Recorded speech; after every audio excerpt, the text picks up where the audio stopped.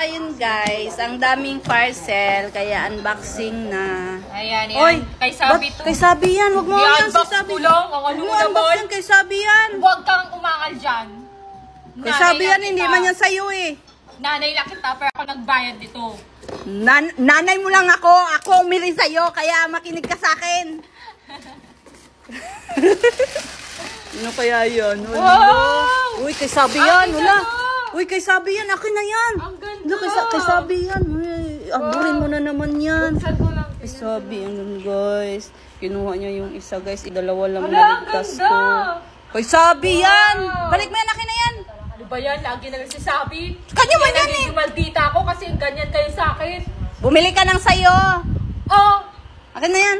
Yan, Kaya ganyan. nagiging maldita ako dahil sa mga asal nyo sa akin. Sasama nyo. Lumaki akong maldita palaban.